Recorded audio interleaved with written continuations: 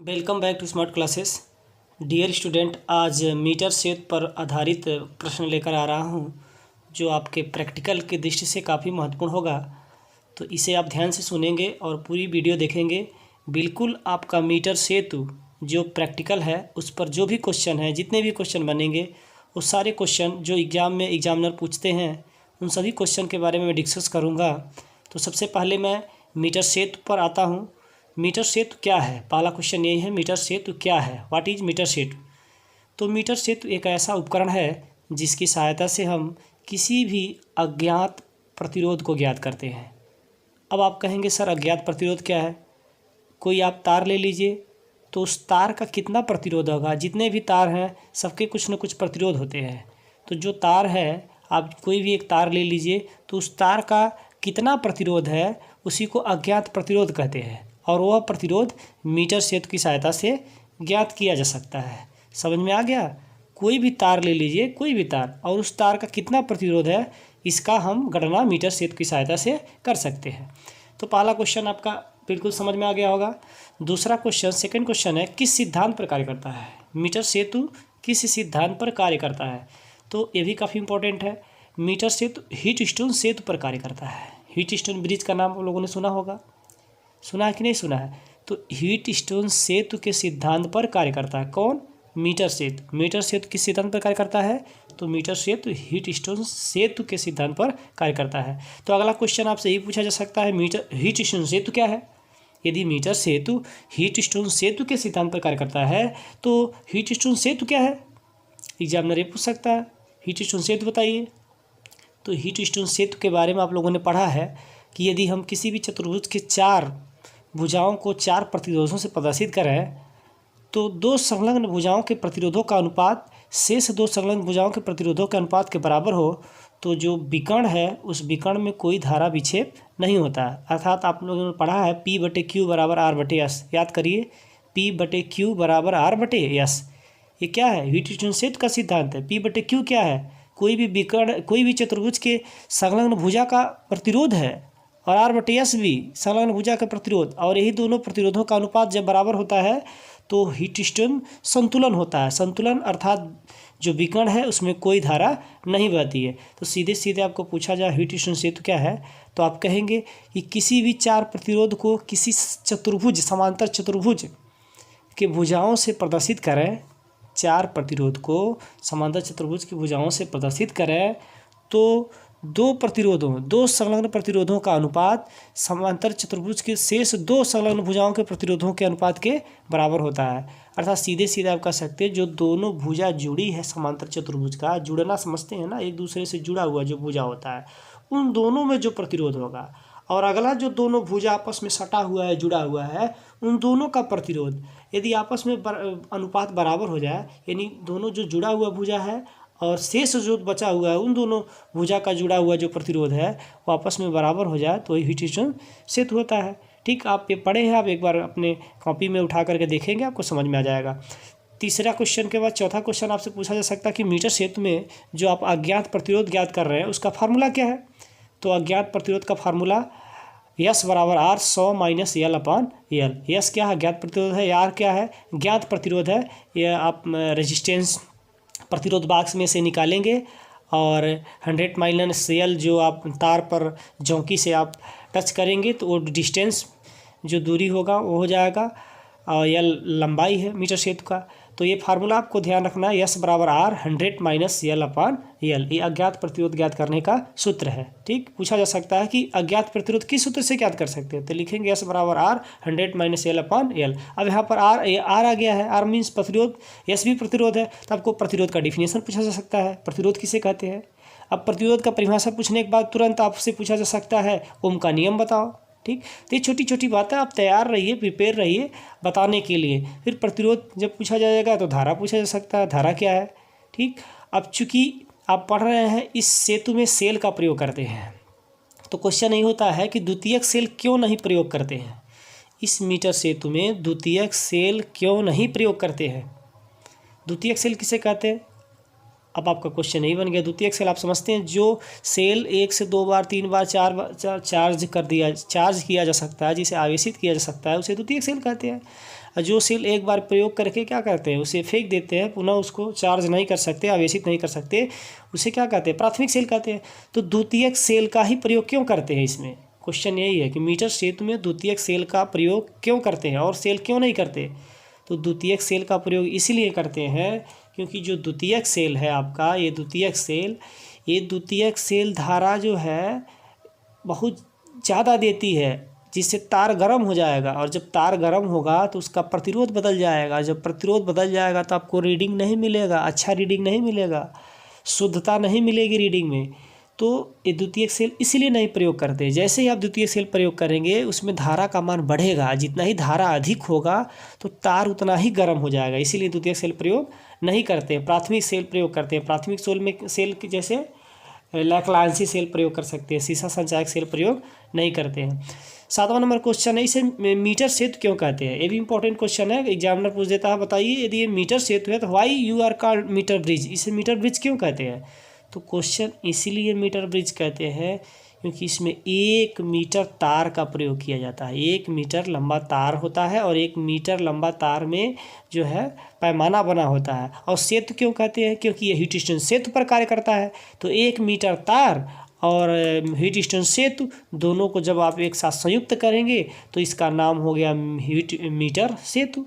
Metre सेतु क्यों, क्योंकि इसमें 1 मीटर तार प्रयोग करते हैं, सीधे कहिए, और हीट स्टेशन सेतु का प्रयोग किया जाता है, उस सिद्धांत का प्रयोग किया जाता है, इसीलिए इसे मीटर सेतु कहते हैं। सीधी सी बात है, यदि आपसे पूछा जाए कि इसे मीटर सेतु ही क्यों कहते हैं तो कह देंगे इसमें 1 मीटर तार का प्रयोग करते हैं और इसके साथ ही ये हीट स्टेशन सेतु पर कार्य करता है, इसलिए इसे मीटर सेतु कहते हैं।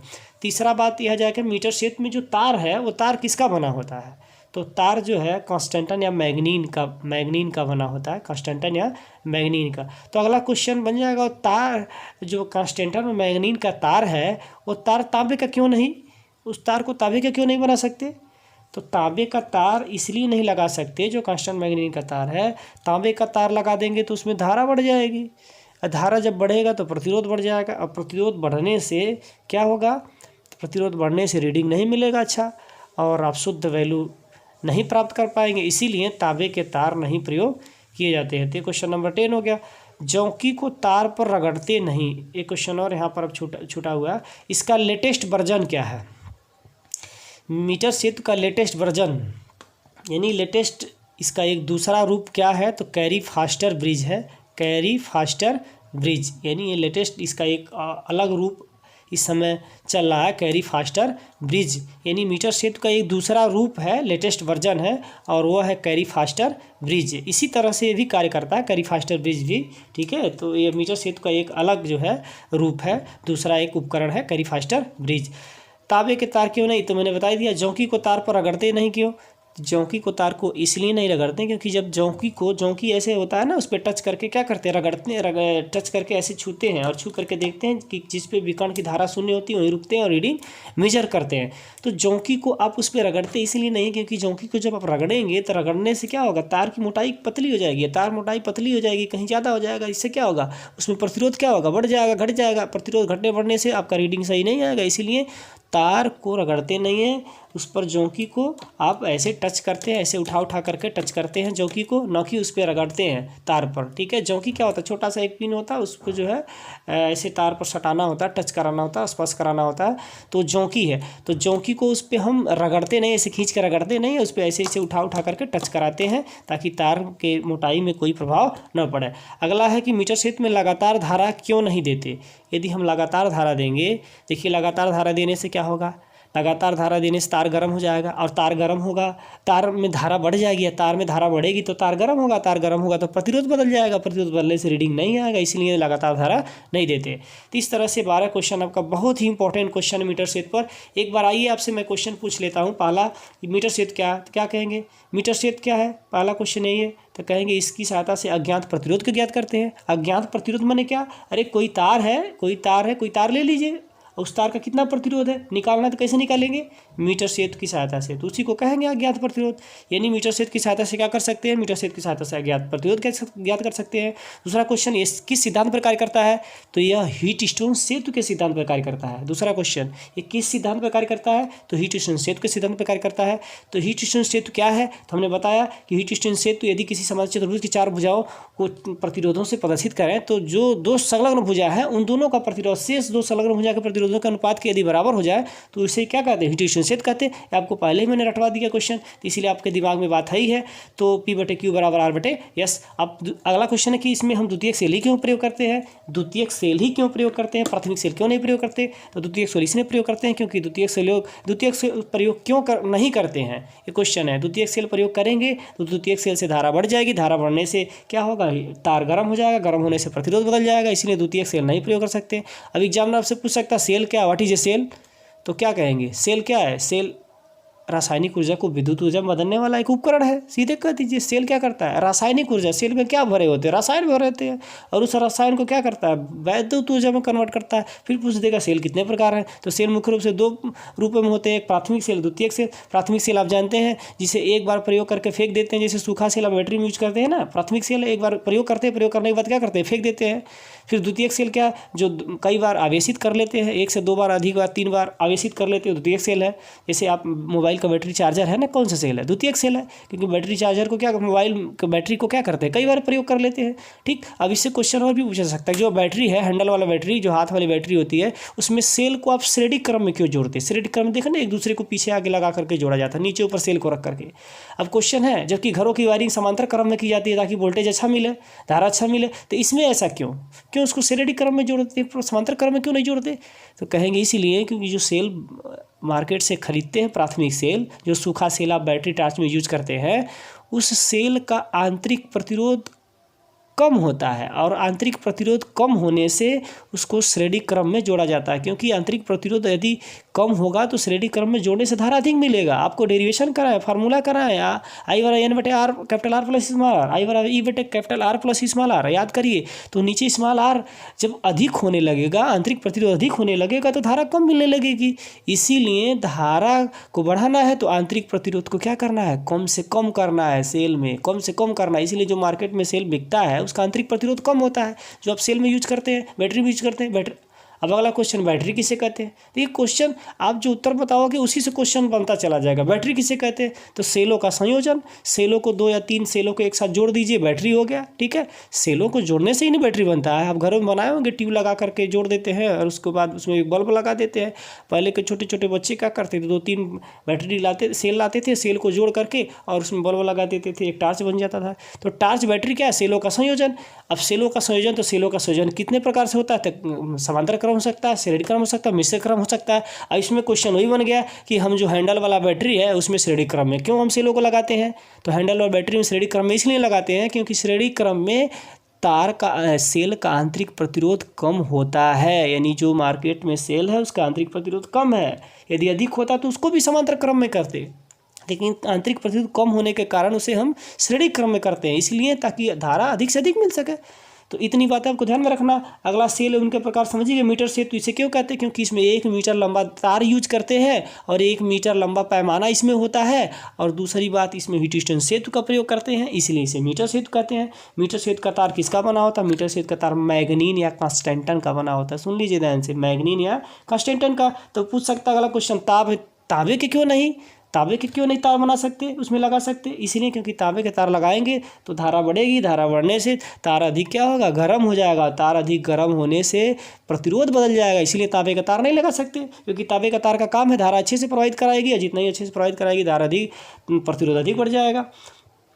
तो अगला क्वेश्चन है, इसका लेटेस्ट वर्जन क्या मीटर सेतु का, तो कैरी फास्टर ब्रिज इसका लेटेस्ट वर्जन हो, जो इसका दूसरा एक रूप है जो लेटेस्ट समय में ये उपकरण चल रहा है। अगला पूछा जाए, जौंकी को तार पर रगड़ते क्यों नहीं है, तो जौंकी को तार पर यदि रगड़ देंगे तो तार की मोटाई क्या होगी, कम हो जाएगी। तार की मोटाई कम होने से, बढ़ने से, घटने से प्रतिरोध भी घटने बढ़ने लगेगा, इसीलिए जौंकी को तार पर रगड़ते नहीं है। रगड़ने से लंबाई भी क्या होगी, रगड़ने से मोटाई तार की क्या हो सकती है, कम हो सकती है। तार है ना, उस पर रगड़ोगे ऐसे ऐसे तो क्या होगा, कम हो सकता है, इसीलिए उसको टच कराते हैं, ऐसे छूते जौंकी से।